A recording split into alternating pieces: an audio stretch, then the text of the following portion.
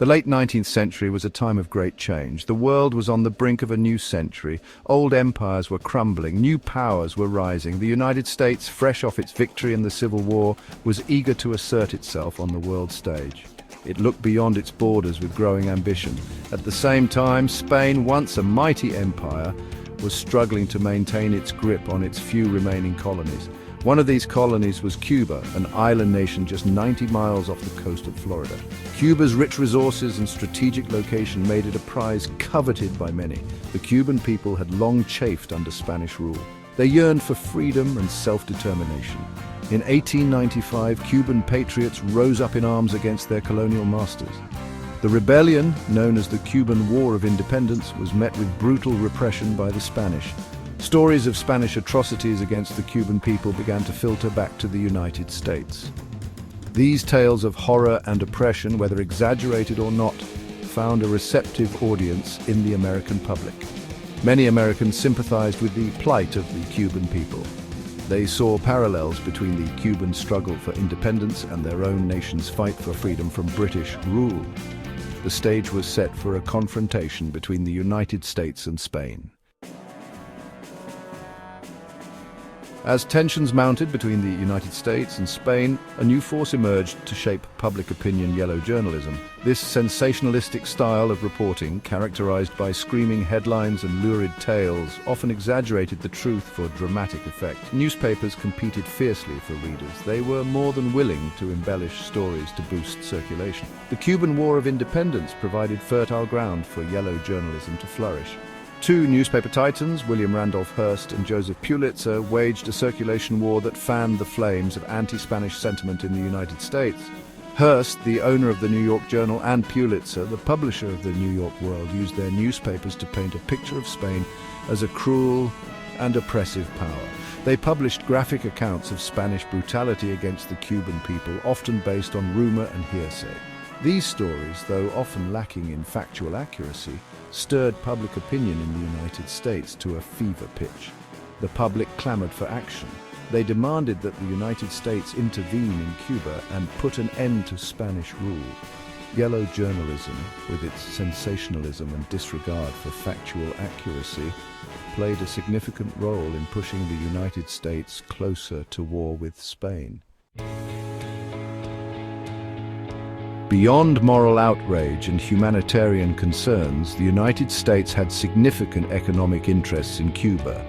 The island was a major producer of sugar, a commodity in high demand in the United States. American businesses had invested heavily in Cuban sugar plantations and refineries. The ongoing conflict in Cuba threatened these investments, disrupting trade and causing economic uncertainty.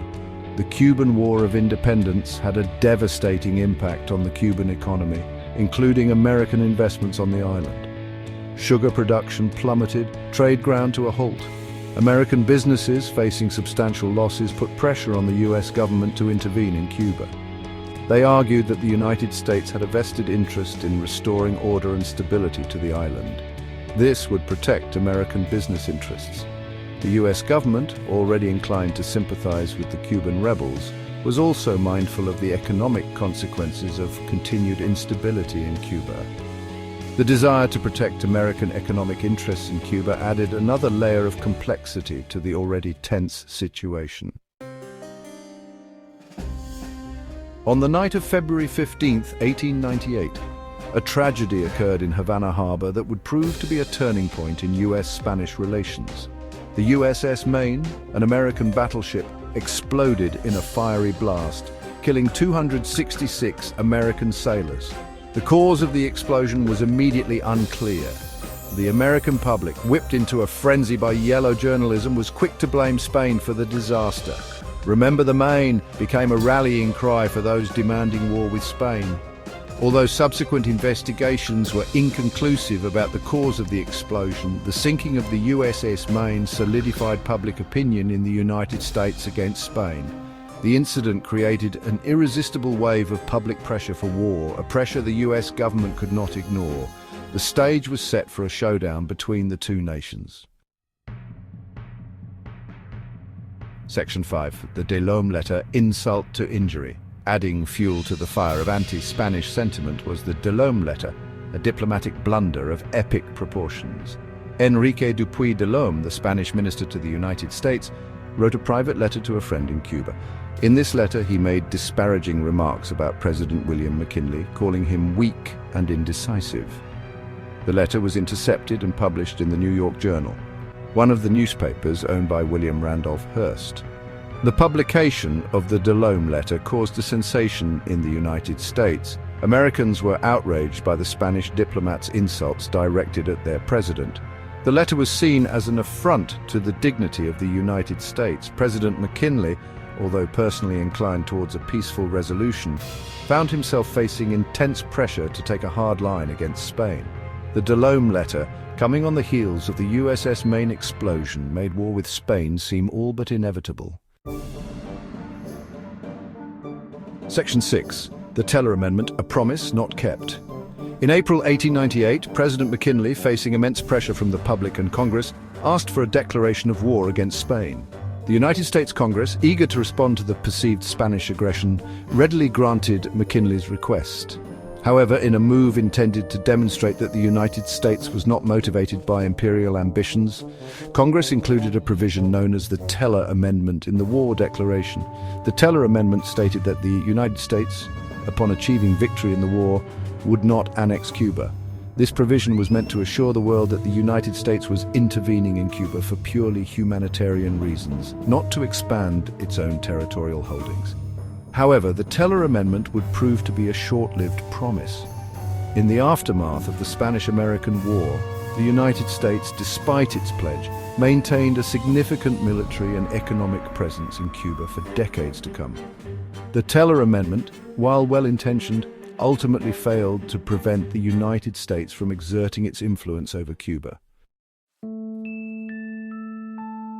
Section 7. A nation divided, voices of dissent and support. The decision to go to war with Spain was not universally supported in the United States. While many Americans, swept up in the tide of patriotism and fueled by yellow journalism, clamored for war, others urged caution and restraint. Prominent figures, including former President Grover Cleveland and industrialist Andrew Carnegie, spoke out against the rush to war. Opponents of the war argued that the United States, by intervening in Cuba, was betraying its own principles of self-determination and anti-imperialism. They pointed out the hypocrisy of fighting a war for Cuban independence while denying self-governance to the people of the Philippines, another Spanish colony that the United States was poised to acquire. Despite their reasoned arguments, the voices of dissent were drowned out by the overwhelming chorus calling for war. The Spanish-American War, though ultimately short-lived, revealed deep divisions within American society about the nation's role in the world. Section 8. A Splendid Little War. The Spanish-American War begins. On April 25, 1898, the United States declared war on Spain, marking the beginning of what Secretary of State John Hay famously dubbed a splendid little war. The conflict, though brief, would have far-reaching consequences for both nations and for the balance of power in the world. The first shots of the war were fired not in Cuba, but in the Philippines, another Spanish colony thousands of miles away. The United States Navy's Asiatic Squadron, under the command of Commodore George Dewey, decisively defeated the Spanish fleet in Manila Bay on May 1, 1898. The Battle of Manila Bay was a stunning victory for the United States. It demonstrated the growing might of the United States Navy. Meanwhile, in Cuba, United States forces, aided by Cuban rebels, made steady progress against the Spanish. The most famous battle of the war took place on July 1, 1898, at San Juan Hill near Santiago de Cuba. The charge up San Juan Hill, led by Theodore Roosevelt and his Rough Riders, became a symbol of American military prowess. The Spanish-American War, though brief and relatively bloodless, marked the emergence of the United States as a major world power. Section 9. The Legacy of a Conflict, reflections on the Spanish-American War. The Spanish-American War, though brief, had a profound impact on the course of history. The war ended with Spain's defeat and the loss of its remaining colonies. Cuba, though nominally independent, remained under the influence of the United States for decades. The United States, through its victory in the war, acquired Puerto Rico, Guam, and the Philippines, expanding its territorial reach across the globe. The Spanish-American War marked a turning point in United States foreign policy, signaling the nation's transition from a relatively isolationist power to a more assertive player on the world stage. The war also left a legacy of debate and controversy, raising questions about the role of yellow journalism, the influence of economic interests, and the limits of American idealism in shaping United States foreign policy. The Spanish-American War, though often overshadowed by the larger conflicts of the 20th century, remains a pivotal event in American history, shaping the nation's destiny and its place in the world.